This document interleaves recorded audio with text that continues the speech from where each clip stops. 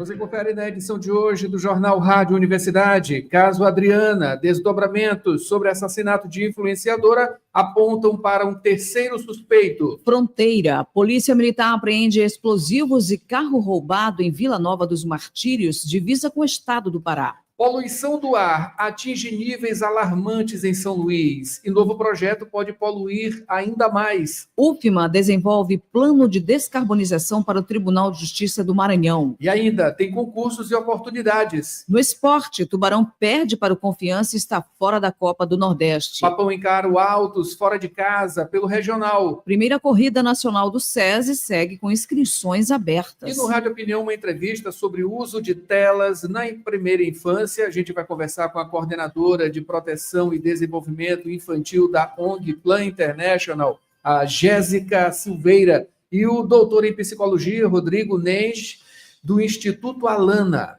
Tudo isso e muito mais agora no Jornal Rádio Universidade. Jornal Rádio Universidade, com Adalberto Júnior e Mayra Nogueira. Muito bom dia a todos, bom dia, Mayra Nogueira. Bom dia, Adalberto Júnior e ouvintes que acompanham agora o Jornal Rádio Universidade. Nesta quinta-feira, dia 20 de março de 2025, Mayra Nogueira, Dia Internacional da Felicidade. Dia Mundial da Saúde Bucal. Dia Mundial Sem Carne. Dia da Agricultura e da Aquicultura. Dia do Contador de Histórias. Dia Nacional do Teatro para Infância e Juventude. Também Dia Nacional de Atenção à Disfagia, que é a dificuldade de engolir. Dia da Língua Francesa. E início do outono, ou equinócio de outono, isso no hemisfério sul, e equinócio da primavera no hemisfério norte.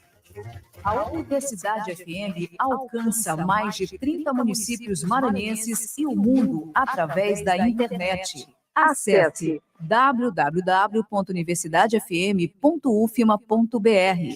Baixe o nosso app oficial. Participe pelo WhatsApp 992172647. Estamos no Instagram, Twitter e Facebook.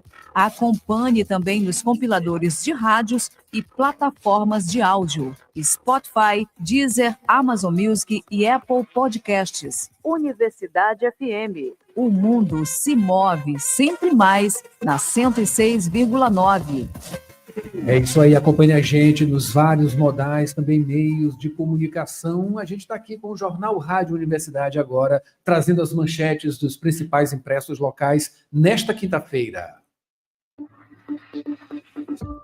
Manchetes do dia. Acompanhe nosso site www.universidadefm.ufma.br ou então direto no YouTube, Universidade FM 106. A gente começa com o Imparcial, que tem como manchete nesta quinta-feira: 3 vereadores de São Luís podem perder mandato. A composição da Câmara Municipal pode sofrer uma reviravolta após uma ação judicial que ameaça cassar os mandatos de 3 vereadores eleitos pelo Podemos nas eleições municipais de 2024. Wendel Martins, Raimundo Júnior e Fábio Macedo Filho estão investigados em ação de investigação judicial eleitoral que aponta a possível prática de fraude à cota de gênero, dispositivo que assegura o mínimo de 30% de candidaturas femininas nas chapas proporcionais. Também como destaque, aqui em O Imparcial, olho no negócio. Executivos suecos observam o ZPE do Maranhão, a Zona de Processamento de Exportação. Coração Valente, projeto social em Imperatriz, receberá emenda de 4 milhões de reais. E botei fé, governo revitaliza monumento de São José de Ribamar. Após passar por ampla obra de restauração, um dos principais símbolos religiosos do Maranhão, o monumento de São José de Ribamar, localizado na cidade de mesmo nome, foi entregue à comunidade na terça-feira pelo governador Carlos Brandão. Esses são os destaques de O Imparcial. O que é que tem em Jornal Pequeno, Mayra? Jornal Pequeno, o governador Brandão participa da homenagem aos 40 anos da redemocratização do Brasil. Porto de Itaqui realiza operação estratégica com cargas da primeira sonda própria da Eneva. Dívida Zero, realizado pelo Procon Maranhão, já realizou mais de 4.000 atendimentos. O Instituto de Promoção e Defesa do Cidadão e Consumidor do Maranhão, Procon, realiza mais uma edição do programa Dívida Zero. A ação, que está sendo realizada na nova unidade do Viva Procon Golden Shopping Calhau, desde a última sexta-feira, dia 14, já ajudou 4.209 cidadãos a negociar dívidas com diversas empresas. Copom eleva juros básicos da economia para 14,25% ao ano. Fapema e Finep reforçam parceria para ampliar investimentos em pesquisa e inovação no Maranhão. Maravilha, esses são os destaques dos principais impressos da capital maranhense na manhã desta quinta-feira. Daqui a pouquinho tem os destaques da internet, 7h21 agora. Dirigir com cuidado é a sintonia da 106. Informações do trânsito. Dirigindo sempre com cuidado, aqui as primeiras informações do trânsito. A gente, antes de trazer Maísa, a gente fala aqui um pouquinho sobre o Waze, né? Na parte online, a gente consegue observar que as principais avenidas, né, estão demandadíssimas neste momento. A Avenida Jerônimo de Albuquerque, sobretudo, né, bastante demandada neste momento. Franceses também, tá? E a Daniel de Latouche, assim como a Avenida dos Portugueses, aqui entrando a área Itaquibacanga, a partir do Mateus, né? A gente já consegue observar aqui que o trânsito está intenso nos dois sentidos. E quem tem mais informações é Maísa Pestana. Bom dia, Maísa. Bom dia, Maísa. Bom dia, Adalberto. Bom dia, Mayra Nogueira. Bom dia também a toda a nossa audiência da Rádio Universidade. Bom, o trânsito está bastante demandado no sentido bairro-centro, né? Como você citou, Adalberto, a Avenida dos Portugueses bastante demandada, também aqui na região da Universidade Federal do Maranhão, a Avenida João Figueiredo também tem pontos de lentidão, e na central da nossa capital, a Rua das Casas, cruzamento com a Rua São Pantaleão, também está bastante engarrafado nesse momento. Ainda na região central, a Rua do Egito, próxima ao Universitário, também bastante demandados, né? A Rua do Egito e as proximidades do Hospital Universitário. No bairro do Renascença, a Rua dos Ipês e a Rua Virgílio Domingo, também com fluxo intenso de carros. E ali, como você já falou, na Avenida dos Franceses, naquela região ali, próxima ao Elevado do Café, que está tendo uma obra, né, na pista, a avenida está muito demandada nos dois sentidos, Alberto. Obrigado, Maísa, pelas informações. Dando um bom dia aqui a Fábio de Nazaré, no YouTube, também Rosenilde Caldas, Ronaldo Teixeira, Sofia, Maria Helena, Adriana, muito obrigado pela presença de vocês. Participem também, tá? 992-17-26-47. Participe com a gente, mande sua mensagem, imagem também, vídeo, né? Enfim, mande para cá. 992-17-26-47. Mayra Nogueira. Notícias da cidade. Começando o noticiário, Maísa Pestana, desdobramentos do caso Adriana, que trata aí sobre o assassinato de influenciadora, estão apontando para uma terceira pessoa, terceiro suspeito desse crime, não é isso? É isso, Adalberto. O caso da morte da influenciadora Adriana de Santa Luzia do Tide teve mais um desdobramento. Você lembra que em depoimento à polícia, Valdinei, o marido da vítima e suspeito do feminicídio, alegou que um motociclista desconhecido teria invadido a residência da vítima e efetuado os disparos contra a Adriana. Em imagens divulgadas recentemente pela Polícia Civil, pode-se observar um motociclista em uma moto preta circulando em alta velocidade nas proximidades do local do crime. Esse motociclista que aparece nas filmagens de câmeras de segurança é apontado como o terceiro suspeito por apresentar características semelhantes às descritas por Valdilei. O sogro da vítima e o marido seguem presos preventivamente no complexo de Pedrinhas pela suspeita do crime, já que a polícia identificou inconsistências no depoimento de ambos. Os celulares de Valdilei Paixão e Antônio do Zico já estão em posse da polícia, aguardando autorização judicial para a realização da perícia. Quem também foi intimada a prestar depoimento sobre o caso foi a cunhada da vítima, Vanderleia, que teria recebido áudios da vítima dias antes do crime. Esta, por sua vez, negou qualquer envolvimento com a morte de Adriana e entregou voluntariamente senhas e o seu próprio celular para a perícia. A defesa do suspeito se manifestou em nota, alegando que as acusações são precipitadas, lamentou o uso de vídeos falsos e que prejudicam o andamento da investigação e garantiu que vai provar a inocência de ambos os suspeitos presos no complexo de Pedrinhas, Adalberto. É isso aí, uma questão de provar, né? O ônus da prova é para quem acusa, né? E quem investiga, no caso aí, a polícia. E, particularmente, eu acho que a polícia já deve estar sabendo muito bem o que aconteceu ali, viu? Porque no adiantado de provas, né, utilizando recursos aí, telefones, análise disso tudo, esse cruzamento, a chegada a essa terceira pessoa aí, esse terceiro suspeito, eu acredito que a polícia já está sabendo o que aconteceu. É só uma questão de tempo para a gente ficar sabendo, né, de fato, trazer aí, claro, esses indícios, né, e a linha de investigação que a polícia está traçando para desvendar esse crime, né? Muito provavelmente. Parece que está tudo aí na cara, né? Vamos ver, vamos observar. Claro, a defesa, né, vai se manifestar, enfim, e a gente vai acompanhar, claro, e vai trazer para você as novidades, né? Enfim, um acompanhamento desse caso, né? Esse caso escabroso de crime, né? Com a morte dessa influenciadora, a Adriana. Mas a Pestana, mudando de assunto, não é isso, Mayra? Maísa, vamos falar aqui sobre a fronteira, que a Polícia Militar apreende explosivos e carro roubado em Vila Nova dos Martírios, divisa com o estado do Pará. Fale mais sobre esse assunto. É isso, Mayra. Na manhã da última quarta-feira, dia 19, por volta das 11 da manhã, a Polícia Militar realizou uma importante apreensão, né, de artefatos explosivos. Essa ação ocorreu durante um patrulhamento ostensivo na rodovia MA-125, no município de Vila Nova dos Martírios.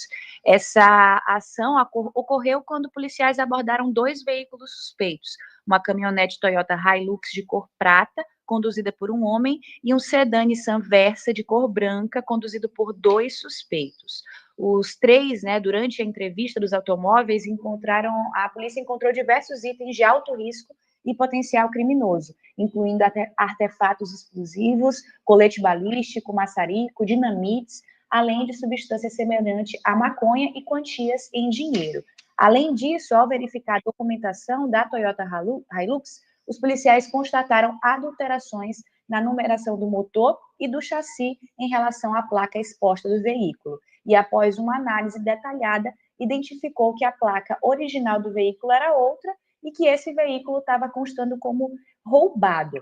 Os 3 suspeitos possuem antecedentes criminais por assalto a banco, foram detidos e conduzidos à delegacia local para as devidas providências e foram apresentados aí sem lesões corporais. A ação demonstra o compromisso da Polícia Militar do Maranhão com a segurança da população, combatendo aí a criminalidade de forma ostensiva, Adalberto. Claro, parabéns, né, para a polícia, e isso é um trabalho que deve ser constante. O crime não para, o crime não dorme, não descansa, não cochila, né? E a gente vê que essas modalidades cruzadas aí nada mais são do que o crime organizado, né?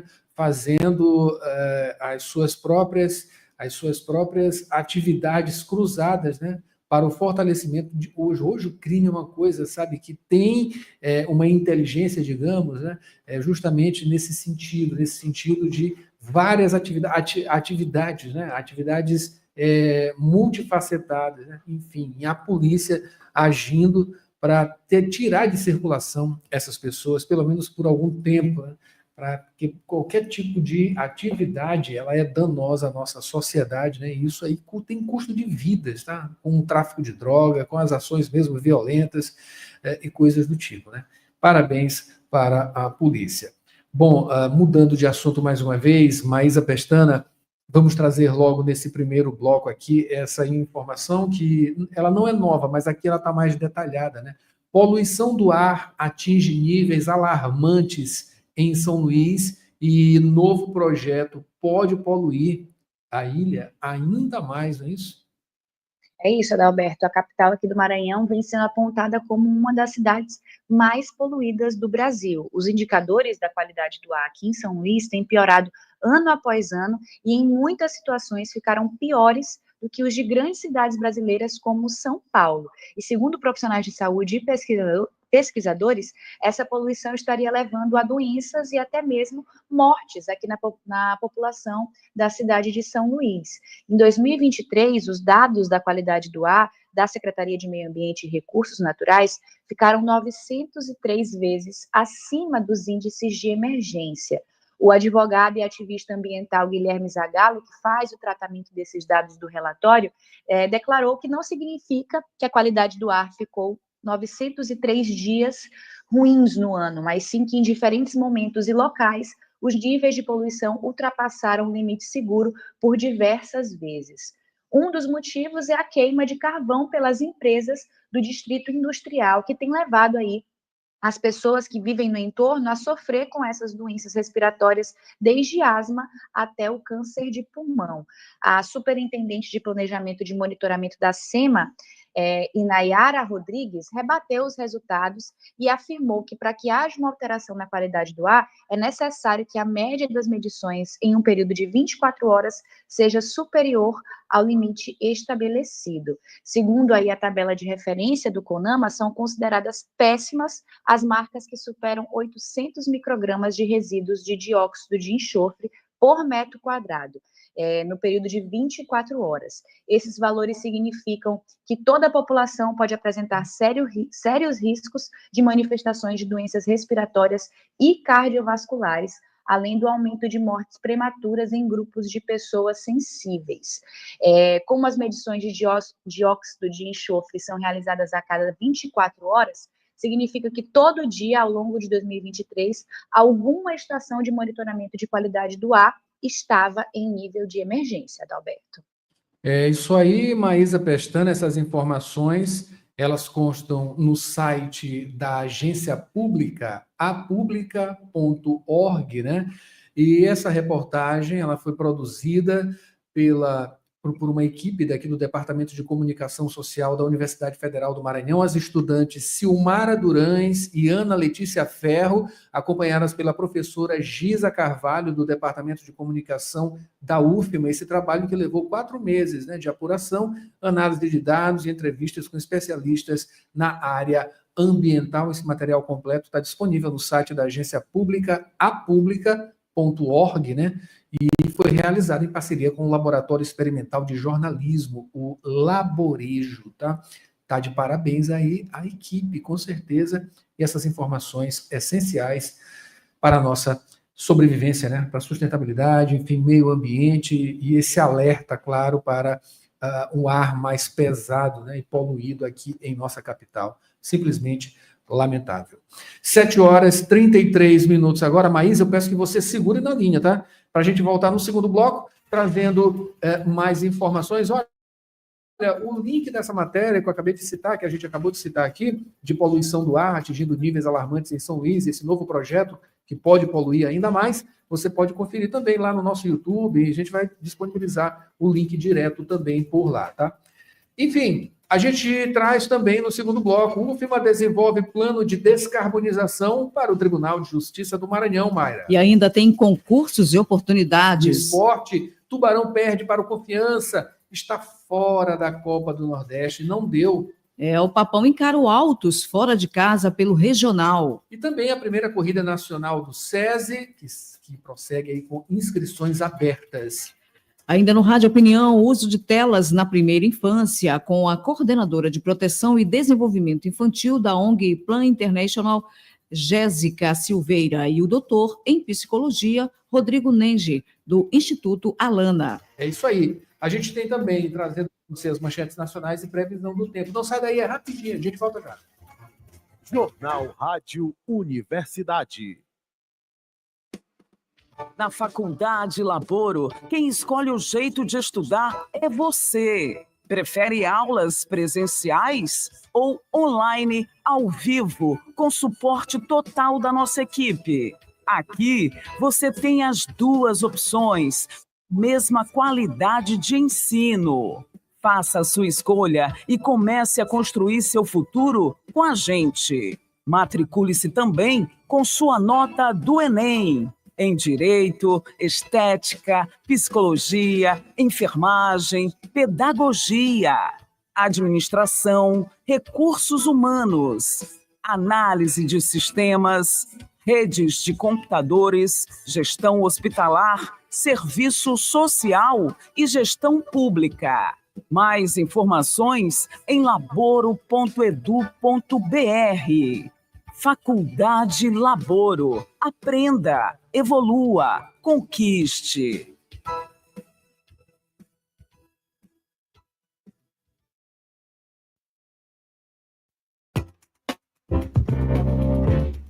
Você está ouvindo Jornal Rádio Universidade. Daqui a pouco, na Universidade FM, 8 da manhã, sessão das 8. 9 horas, manhã 106. 11 horas, Santo de Casa.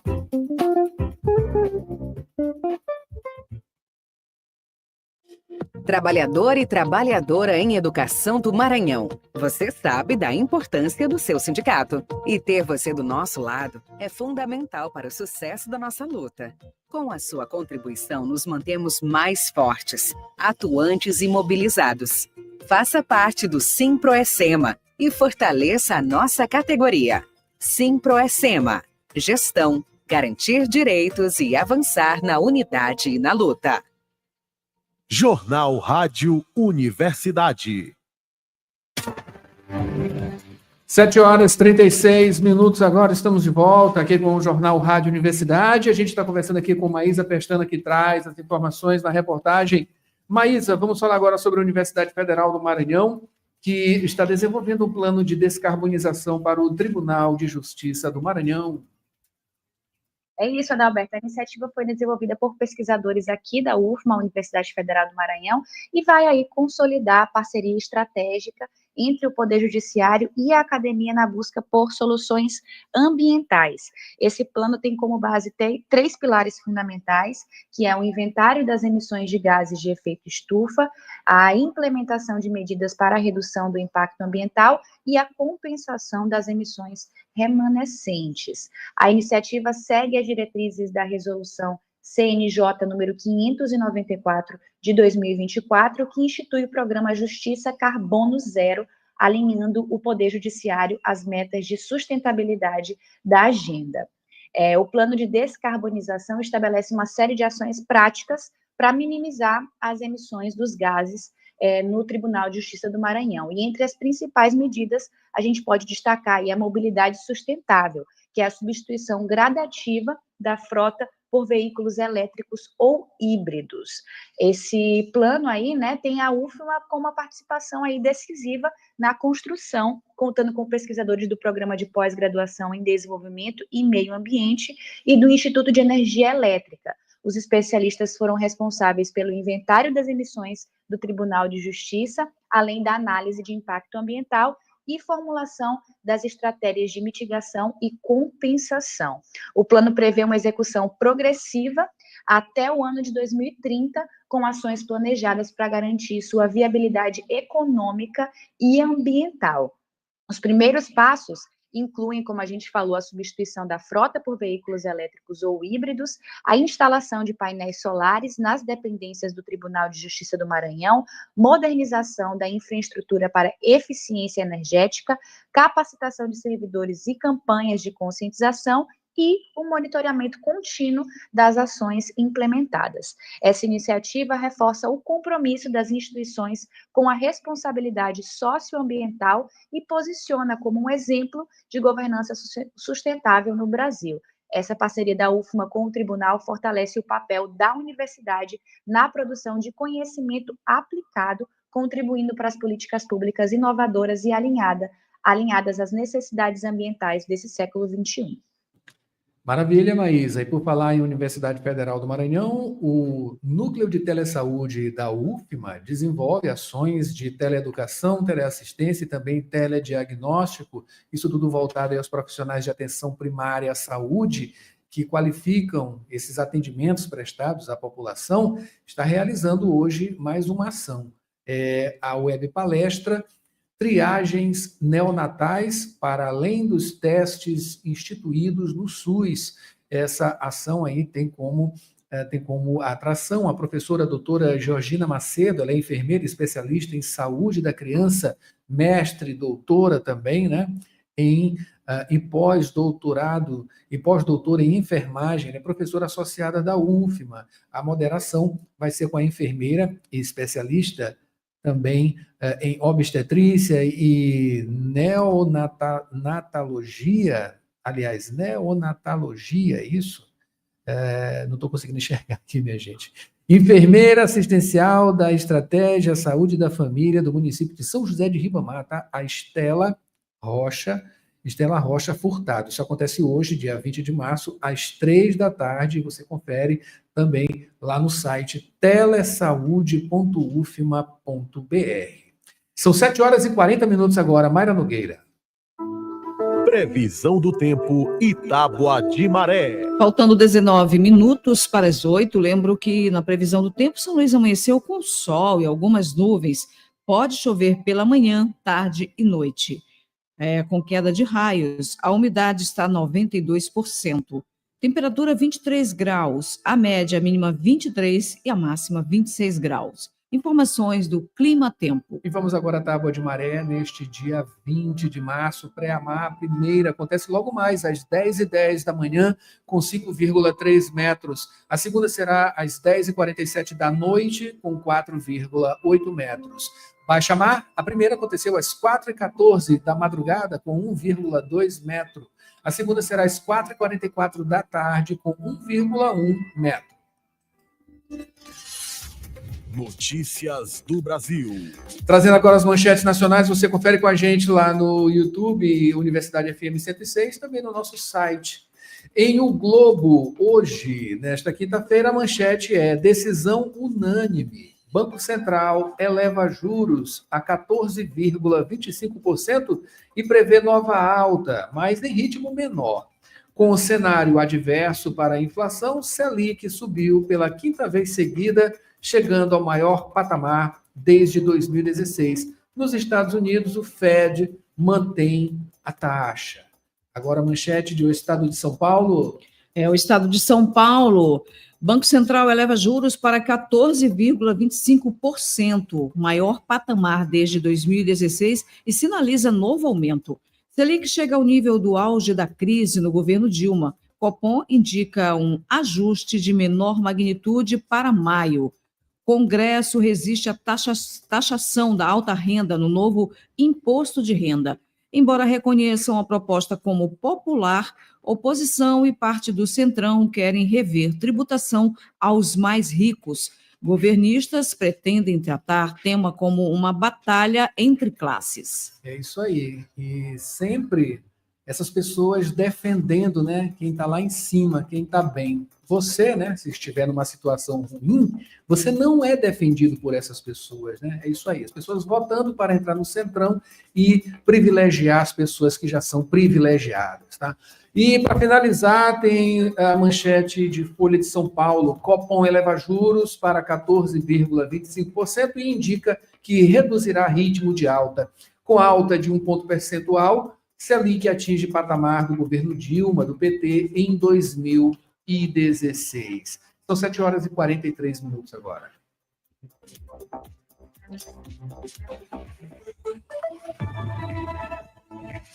Concursos e oportunidades. E vamos às dicas de concursos e oportunidades com Joelma Baldez. E a semana continua com ótimas dicas. Iniciando com o seletivo do SESI, Serviço Social da Indústria no Maranhão, para as cidades de Balsas, Caxias e São Luís, para os cargos de suporte técnico nas áreas de assistente bucal, monitor escolar e técnico de segurança. Inscrições no site sistema.fiema.org.br/seletivos, até o dia 24 de março. Continuando com a Universidade Estadual do Maranhão, que oferece 6 vagas para o cargo de professor substituto na área de Engenharia da Computação, no campus São Luís. Inscrições até o dia 26 de março, através do site concursoseseletivos.uema.br. Taxa de R$ 100. finalizando com o concurso público do STM, Superior Tribunal Militar, para cargos de nível superior. 50 vagas para analista judiciário e 30 vagas para técnico judiciário. Inscrições até o dia 28 de março por meio do site do Sebrasp, sebrasp.org.br. Taxas de R$ 80 a R$ 120. Com redação de Alice Rodrigues, Joelma Baldez, Jornalismo Universidade FM. Praticar esporte é a sintonia da 106. Esporte. 7h45 agora, Mayra Nogueira, começando o noticiário esportivo com o Tubarão, que perdeu para o Confiança, está fora da Copa do Nordeste. O Sampaio sofreu 2 gols no duelo diante do Confiança, no Batistão, lá em Aracaju, sem nenhuma vitória nos demais jogos da primeira fase. O time ficou na última colocação do Grupo B com 2 pontos. Já o Dragão subiu para o 5º lugar com 7. Tubarão entrou em campo pressionado pelo Confiança, que dominou a partida desde os primeiros minutos. Aos 11, o Dragão abriu o marcador com um gol do atacante Neto. E aos 25 minutos, Breiner Camilo ampliou a vantagem. É isso aí. Infelizmente, né? O Tubarão é muito ruim. Inclusive, intimidado. Desde o primeiro gol, o Sampaio não conseguiu equilibrar as ações e se limitou à postura defensiva após o segundo gol. Tentou impor outro ritmo no segundo tempo, mas sem boas finalizações. O Tricolor ainda joga a última partida do Regional na próxima quarta-feira, dia 26, diante do Ceará. Horário e local ainda não foram definidos. Maísa Pestana, o Tubarão não teve confiança, né? E foi derrotado pelo Confiança. O perdão do trocadilho, né, Adalberto? A situação do Sampaio ficou bastante complicada aí. Mais uma vez, o Sampaio não conseguiu vencer fora de casa, não conseguiu vencer em mais uma partida da Copa do Nordeste, vai aí para o 4º jogo seguido com expulsão de jogadores, o que levanta aí suspeitas, né, porque a gente sabe a atual situação do nosso futebol nacional, né, mas o fato é que o Sampaio, mais uma vez, não conseguiu desempenhar um bom futebol dentro de campo, mais uma vez ficou ali, como a gente fala no boxe, nas cordas, né, apenas defendendo, mesmo com a adição de mais jogadores ao elenco, né. O Sampaio anunciou Nadson e Wesley, e eles estavam na lista de relacionados. A gente tinha até a expectativa de que o Nadson pudesse, inclusive, entrar como já titular da partida, o que não aconteceu, mas o Sampaio ainda tem mais um jogo pela Copa do Nordeste, apenas para cumprir tabela, né? O Sampaio vai enfrentar o Ceará, e essa partida ainda não está com a data confirmada, tá? Nos calendários ela está marcada para quarta-feira, mas existe a possibilidade de que a CBF marque essa última rodada da fase de grupos da Copa do Nordeste apenas para junho. E aí a gente fica na expectativa de saber quando é que o Sampaio vai fazer o seu último jogo pela Copa do Nordeste, já que não tem mais chances de classificação para a próxima fase. Cumprir tabela mesmo, né? Que coisa triste. Mas mudando de assunto, Maísa e Mayra, Papão encara Altos fora de casa pelo Regional. O Papão do Norte, né, e o Altos do Piauí vão lutar para subir na tabela e sobreviver na competição. Os 2 times estão com 5 pontos e diferença em saldo de gols no grupo A. O Clube Maranhense está em 7º e o Piauiense em 6º. Na última terça, sob o comando de Zé Augusto, a equipe fez trabalhos de preparação, correção de posicionamento, montagem e formação de elenco antes de embarcar para Teresina, local do confronto. Em entrevista coletiva, o lateral direito, Bal, fez boas projeções para o Moto, considerando aí as boas atuações dos últimos jogos. E a delegação rubro-negra já está concentrada na cidade, onde acontece a 6ª e penúltima rodada da fase de grupos. O confronto entre Papão e Altos está marcado para hoje, quinta-feira, às 7h, no estádio Albertão, em Teresina. Maísa Pestana, comenta aí para a gente sobre esse jogo que vai ter aí, como é que vai ser? Diferentemente do rival, o Motoclube ainda tem chances de classificação na Champions League. Tudo passa por esse jogo de hoje diante do Altos. O Altos, que foi recentemente eliminado do Campeonato Piauiense, está sem calendário para o ano que vem, e também teve a demissão do seu técnico, né, da comissão técnica do Francisco Diá, não faz mais parte do comando técnico da Piauiense. O módulo já está em Teresina desde ontem, né? Amanheceu já em Teresina, finalizou a preparação no CT do líder do Piauí e hoje enfrenta o Altos nessa partida decisiva. O módulo já fez várias finais, né, no ano de 2025, e essa é mais uma delas, porque o Módulo ainda tem chances e pretensões de classificação na competição regional. É isso aí, Maísa. Muito obrigado. Quem quiser acompanhar a Maísa também com notícias do esporte, tem sábado, aqui às 11 da manhã, o apito inicial e também lá na TV Band, tá? Muito obrigado, Maísa. E para finalizar, no esporte, primeira corrida nacional do SESI segue com inscrições abertas. Esse evento é uma co-realização do Conselho Nacional do SESI, o Serviço Social da Indústria e dos departamentos regionais da entidade em 23 estados, com opções de circuitos de 10 ou 5 quilômetros. Inclui também a modalidade caminhada. O objetivo é sensibilizar os trabalhadores e os representantes do setor industrial sobre a importância da prática de exercícios. Na oportunidade, vai incentivar doações destinadas às entidades sociais brasileiras. Qualquer pessoa pode participar, mas as distâncias e circuitos mudam de acordo com a faixa etária. Taxas de inscrição no valor de R$ 130. Participação de pessoas com deficiência é gratuita e o pagamento de meia para outros públicos também está prevista dentro de normas específicas. As inscrições seguem abertas na plataforma ONU Esportes Oficial. Mais informações sobre o regulamento pelo site fiema.org.br/SESI. A redação é de Joelma Valdez.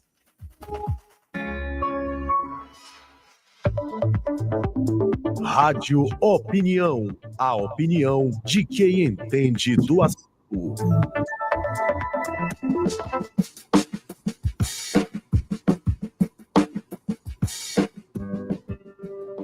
O seminário Uso de Telas na Primeira Infância, Interfaces e Mundo Digital vai acontecer hoje, dia 20 de março, no Centro Cultural do Ministério Público do Maranhão.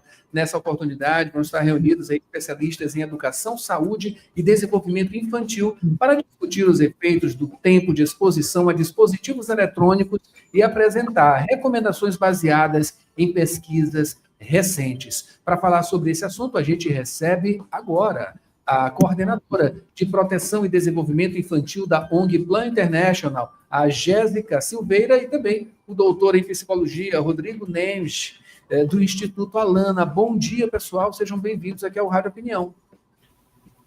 Bom dia, prazer. Bom dia, Adalberto. Satisfação de recebê-los, tá? Esse assunto que é extremamente importante, né? Está na pauta do dia e vai continuar por um bom tempo, né?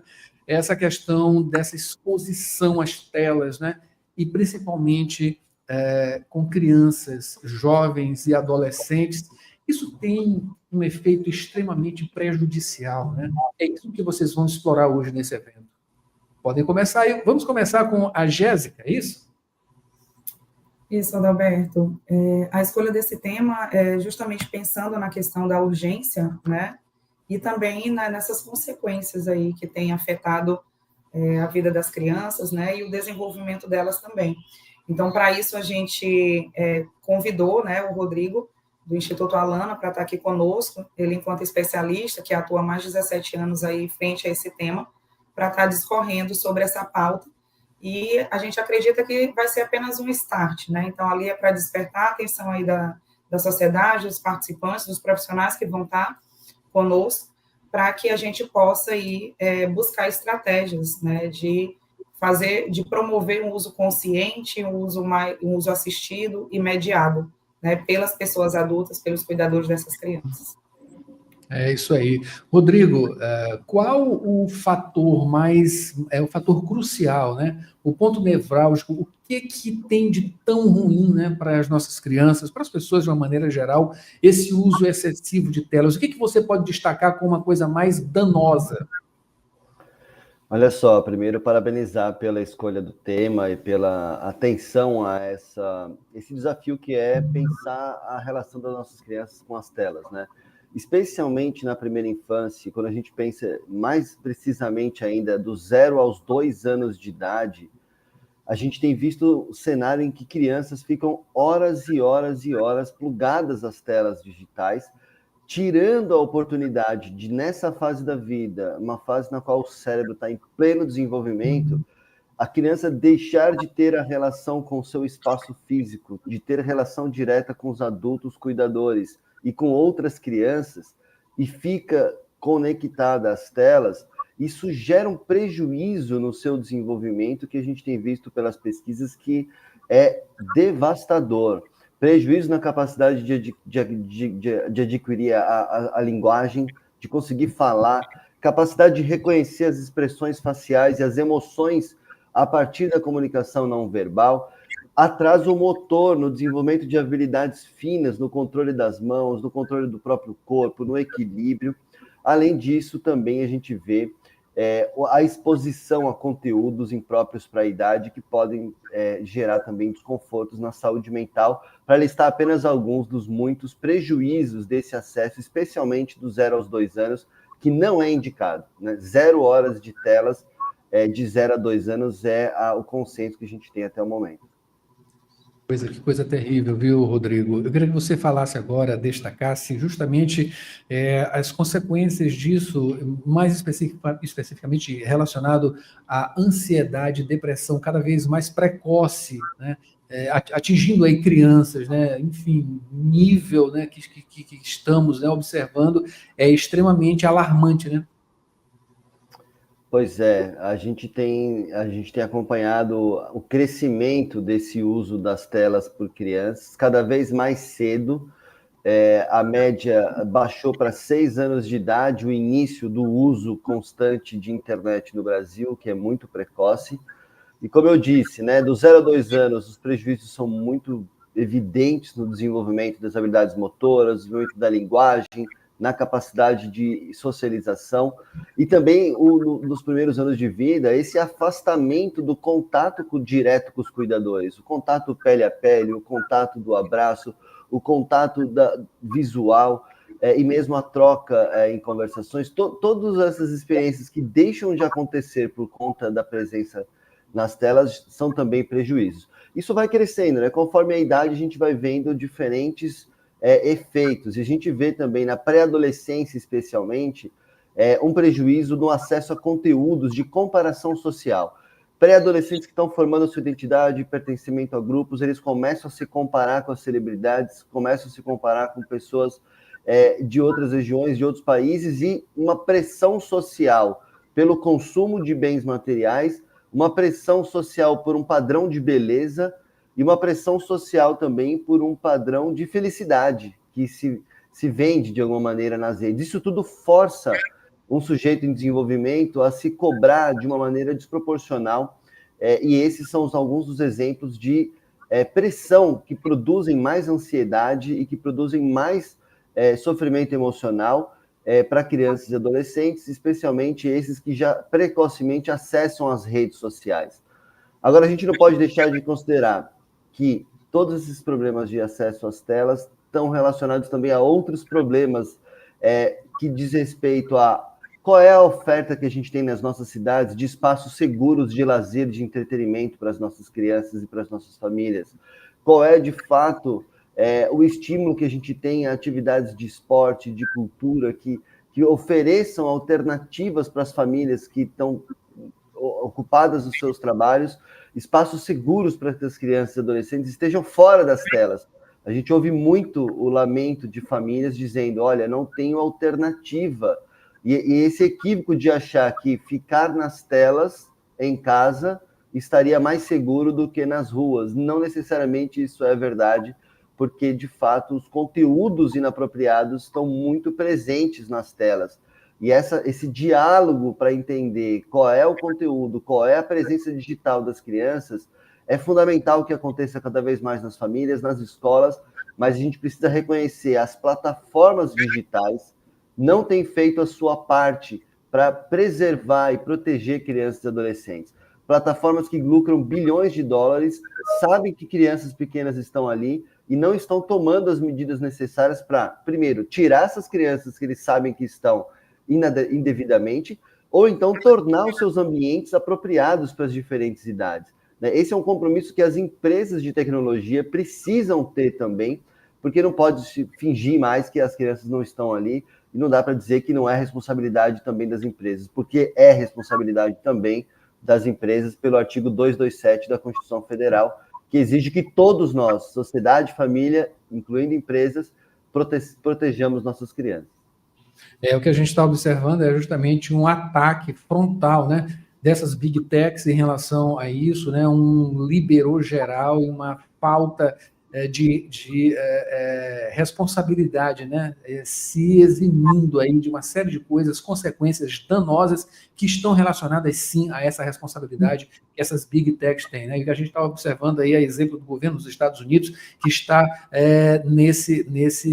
nesse front, né, justamente extremamente negativo, né, negativo de uma liberação para que essas empresas elas tenham acesso a informações sensíveis, né, isso começando lá pelo governo dos Estados Unidos e que se estende, possivelmente vai se estender em outros países também, e possivelmente até aqui, né? A gente não pode permitir, a sociedade, os políticos não podem permitir que isso aconteça. Eu queria que vocês falassem, né, os dois, né, cada um da sua forma, claro, né, sobre a questão familiar, né, como reagir, a família pode reagir, que estão diretamente ali também, né, com suas crianças, seus jovens, quando esses adultos mesmo também estão imersos nessas telas, né, também sofrendo de ansiedade, depressão, né, em coisas até mais adiantadas, mais profundas, né? Enfim, como reagir no meio desse tiroteio, né? Então, eu vou começar aqui falando que o trabalho com as famílias também é fundamental, né? Então, se a pessoa adulta, ela também precisa, né, olhar para esse tempo de tela, porque nós somos os exemplos para as crianças menores, né? Então, as crianças moldam seus comportamentos a partir do que elas veem, né? Então, a criança não nasce já gostando de telas, né? Então, cabe a nós estar considerando esse tempo, né? Revendo esse tempo de acesso e nos dedicando para socializar com a criança, inclusive quando a criança estiver com a tela. Então, a tela, ela nunca deve ser ali um fim, mas um meio, ela deve sempre ser mediada, e esse controle parental deve ser feito por nós, né, pelas pessoas adultas, pelos cuidadores. E outro ponto importante também que a gente deve, enquanto as famílias devem também estar atentas, é em relação a esse tempo, né, como o Rodrigo falou, o tempo de uso por parte das crianças. Então, esses menores de 2 anos de idade, zero acesso, né, então as crianças menores de 2 não devem ter acesso às telas. De 2 a 5 anos, né, o que a Sociedade de Pediatria indica é até 1 hora de acesso, né, e os maiores, né, dessa idade até 3 horas, mas isso não quer dizer que a gente vá disponibilizar isso diariamente e vá disponibilizar todo o tempo, né, que é considerado seguro, vamos dizer assim. Outra questão também que eu acho importante chamar a atenção das famílias é do condicionamento da disponibilização desse acesso. Então, tá chorando, tá irritada, né? A criança também tá ali no tempo de espera para entrar numa consulta ou para tomar uma vacina. É muito natural que os pais, as mães entreguem logo o celular, né, na condição de que ela vá parar de chorar. E o que a gente espera é que nessa fase a criança também possa criar, ela possa lidar com as frustrações, né? Então, ali ela está no espaço que ela vai buscar uma brincadeira junto com outras crianças que estão ali. Então, a tela, ela não deve ser uma solução, né? Eu sei que, como o Rodrigo trouxe, as famílias relatam muito que se veem perdidas por não ter outras condições, mas as condições a gente que cria também, né? Então, resgatar a questão do brincar, né? Da questão do cinema, dos parques, eu sei também que isso também é uma outra questão do poder público, porque nem todas as cidades dispõem de parques, dispõem de, né, atividades lúdicas gratuitas, mas a gente pode também buscar outras estratégias junto a essas famílias, e é um trabalho que a gente busca muito fazer junto às comunidades, né, que a gente também atua. Rodrigo. Não, perfeito, concordo absolutamente, acho que ela trouxe todos os elementos importantes, a gente lembrando, né, há uma simetria de poder entre o poder das famílias e o poder dessas companhias.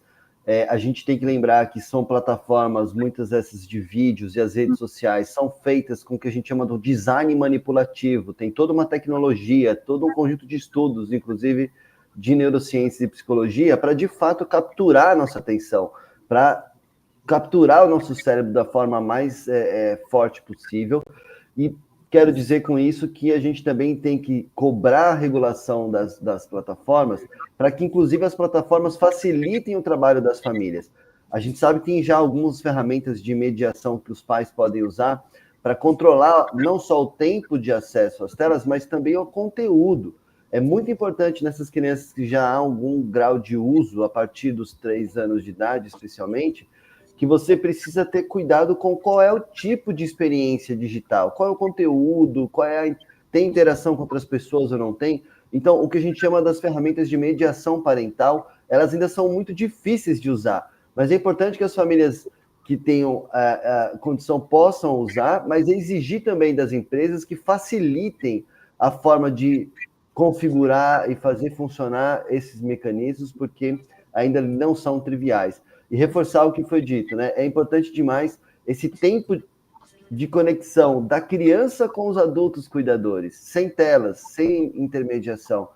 Essa indisponibilidade dos adultos está muitas vezes associada ao tempo de tela. Essa indisponibilidade para lidar com a frustração, com a espera, essa indisponibilidade dos adultos de estarem prontos para brincar, por exemplo, é uma demanda, inclusive, que a gente tem escutado de muitas crianças e adolescentes quando a gente fala sobre esse tema, né? Eles gostariam, inclusive, de ficar menos tempo nas telas, muitos deles, e isso depende também da nossa disponibilidade como adultos. É muito importante, no âmbito familiar também, a gente reconhecer que nós, adultos, também estamos falhando na hora de pensar o nosso controle de uso dessas telas, que podem ser muito interessantes, mas a gente não pode se deixar levar por esse piloto automático, porque as empresas criaram isso para que a gente fique sem fim conectado, e a gente não pode cair nessa armadilha, e estamos caindo, precisamos admitir, por isso que o tema é tão atual e necessário. Portanto, esse tema, né, sendo destrinchado hoje no seminário Uso de Telas na Primeira Infância, Interfaces e Mundo Digital, que vai acontecer hoje no Centro Cultural do Ministério Público do Maranhão. Pessoal, muito obrigado pela presença de vocês aqui no Rádio Opinião. Acabei de conversar com a coordenadora de Proteção e Desenvolvimento Infantil da ONG Plan International, a Jéssica Silveira, e também o doutor em Psicologia, Rodrigo Nesch, que é do Instituto Alana. Muito bom dia e bom trabalho hoje lá com vocês e sempre. Obrigado, bom dia. Obrigada, Adalberto. Bom dia. Bom dia. Esse foi o Jornal Rádio Universidade desta quinta-feira, uma produção do Núcleo de Jornalismo da 106. Quer ver, rever, é só ir lá no nosso site, www.universidadefm.ufma.br. Também estamos nos tocadores de áudio, podcasts, tá? Procure a gente por lá e no nosso site, já disse, né? E também no YouTube, Universidade FM 106. A gente volta amanhã com o Roteiro Cultural. Tem Mara Nogueira agora com sessão das 8 e muita música boa. Hoje, especial Elas. Até amanhã.